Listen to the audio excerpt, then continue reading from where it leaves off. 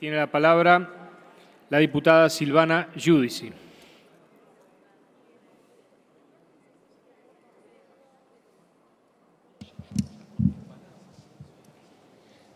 Gracias, presidente. Bueno, es un tema, como ustedes saben, muy importante para mí. Hace muchos meses que vengo planteando en este recinto la necesidad de trabajar con madurez y con firmeza para darle respuesta a las cientos de familias que hoy lloran víctimas por haber sido tratadas con fentanilo adulterado en una relación concausal que ha provocado su muerte. Nosotros nos sensibilizamos mucho cuando los primeros meses nos acercó la familia Ayala, por ejemplo, el caso de Leonel Ayala, de 32 años, que había entrado por un tema de salud menor y que de pronto la familia tuvo que ir a verlo a una terapia intensiva, aislado, al lado de otro familiar, de otra persona contaminada de la misma manera y sin respuestas. Fallecieron sin saber que habían sido tratados con un opioide adulterado. También la familia de Renato Nicolini, que fue una de las primeras víctimas, de 18 años, y la familia Francese, que se acercó a hablar con nosotros.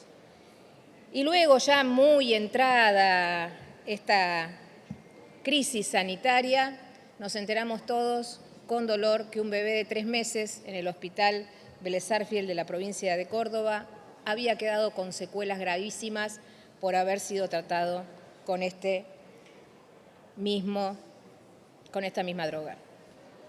La verdad es que hemos pasado varias discusiones donde algunos señalaban, bueno, no aprovechemos políticamente, y de un lado se culpaba un espacio al otro, se intentó vincular al gobierno, la inacción y también, bueno, nos hemos dicho en estos meses muchas cosas, pero lo cierto es que debo destacar la voluntad política de todos los bloques para avanzar y lograr la redacción que se leyó por Secretaría, que es algo más que una comisión investigadora. Es una comisión de seguimiento específica para el tema del fentanilo, específica para darle respuestas a esas familias que hoy no tienen consuelo. No solamente queremos investigar las implicancias de esta tragedia, por no decir directamente una sucesión de homicidios, porque eso es lo que terminaron siendo, ¿no? Nosotros lo que queremos trabajar ahí, además de esto, es el cambio de la normativa y la asistencia a esas familias que hoy, como decía, se acercaron a increparnos a todos, porque va a ser muy difícil que desde la política o desde los distintos organismos y jurisdicciones se les dé respuesta. Sí tenemos que comprometernos, como hemos hecho en el proceso de redacción que unifica los proyectos de creación de comisiones que teníamos 4 de los diputados de esta Cámara, y nunca dejar de pensar en ellos, en que van a participar de estas reuniones y que tenemos que seguir en este tono, tratando de descubrir la verdad, llegando hasta las últimas consecuencias para que los delincuentes vayan presos. Cuando empezamos a discutir allá en el 29 de mayo, que fue la primera presentación de mi proyecto por el tema del fentanilo, yo planteaba que hay que abordar estas muertes desde 3 aspectos distintos. No es solamente una crisis sanitaria grave, luctuosa, sino también tiene puntos de contacto con cosas mucho más profundas y graves, como por ejemplo la vinculación con el narcotráfico y también con ciertas complicidades e inacciones desde la política en sus distintas instancias. Entonces, cuando revisamos toda la documentación y revisamos la acción del gobierno, lo hemos trabajado mucho, lo discutimos con la diputada Tolosa Paz. Acá no se trata de que un gobierno lo dijo, el otro no lo hizo, sino de un esfuerzo conjunto por un flagelo que atraviesa a toda la sociedad y a todas las gestiones de gobierno, como es el tráfico de estupefacientes en la Argentina. El fentanilo es un opiáceo, si bien no estaba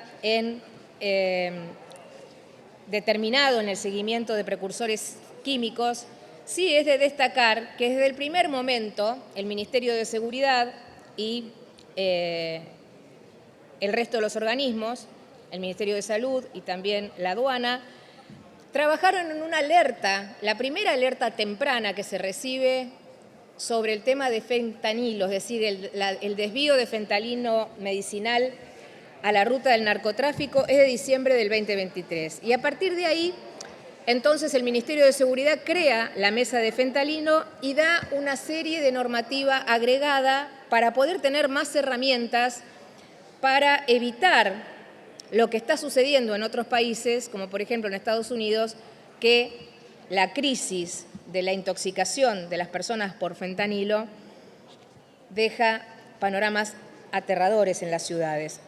Los procedimientos para recuperar y para cortar ese circuito de desvío del fentanilo medicinal a las redes de narcotráfico fueron muy importantes y contundentes y en muchas provincias de nuestro país.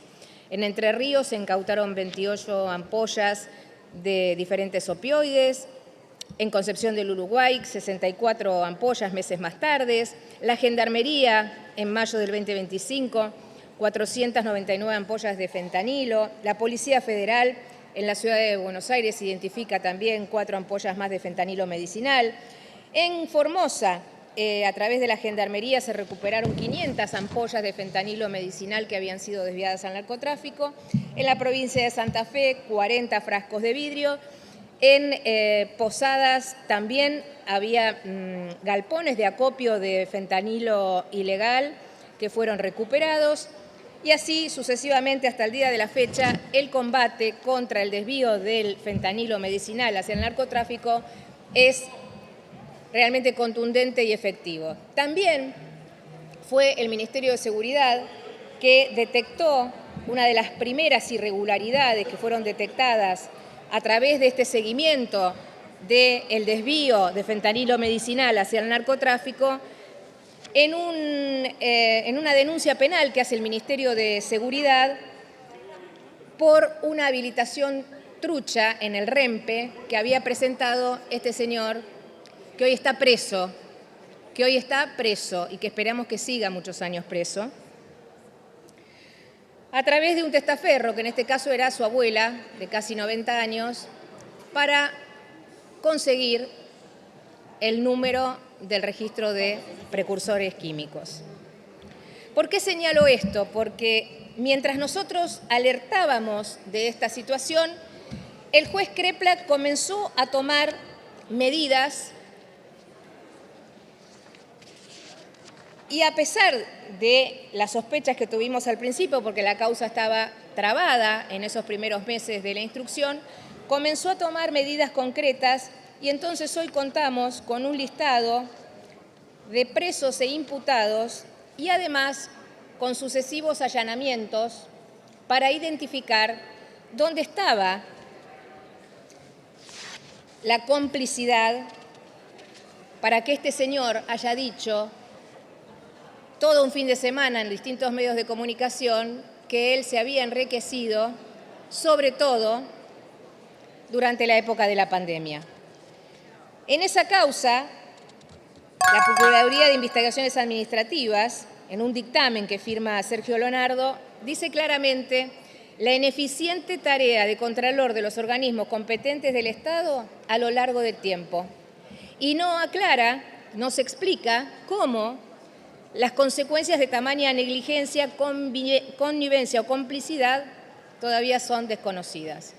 Este es un dato muy importante porque el Ministerio de Seguridad y el Ministerio de Salud inmediatamente, ante la crisis desatada y las sucesivas muertes, antes de los allanamientos del juez Kreplak al ANMAT, decide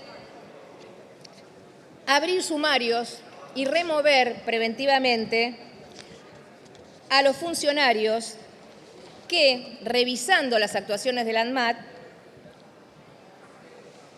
en el INAME no habían sido lo suficientemente concretos para poder clausurar el laboratorio antes de que sucedieran estas muertes. Está claro que la funcionaria Mantecón Fumado lo dice en su propia declaración ante el juez Kreplak y reconoce que el laboratorio no había cumplido con las buenas prácticas Silencio, por favor. de Silencio. fabricación del fentanilo. Desde noviembre del 2024, reconoce la funcionaria. Es muy extraño porque esta funcionaria estaba en el cargo desde hace mucho tiempo. Entonces, ¿se puede evitar una tragedia como esta? Se puede evitar. Es nuestra obligación evitarla, pero sin engañarnos. No depende del tamaño del ANMAT, no depende de la responsabilidad o la culpa de determinada gestión. Depende de que nos comprometamos desde el Congreso, desde los bloques políticos, para que ante cada dilación como esta tomemos las medidas inmediatamente. Miren, la ANMAT de este gobierno, después de los sumarios del ministro Lugones y una vez que apartó a las funcionarias que no habían actuado con rapidez, pudo clausurar 5 laboratorios en menos de 2 meses. HBL Pharma y Ramallo nunca pudieron haber estado habilitados. Por eso es muy importante que nos hayamos puesto de acuerdo en esta resolución que vamos a votar y espero por unanimidad. HBL Pharma tiene que ser investigada desde el inicio de las actividades, pasando por todas las irregularidades que el mismo propietario de HBL Pharma reconoció.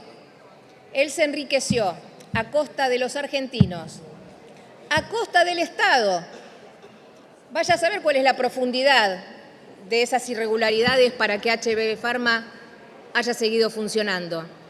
Pero ahora lo que es cierto es que ante esas 122 víctimas, nosotros no tenemos posibilidad de hacer milagros. Lamentablemente, esas vidas se perdieron.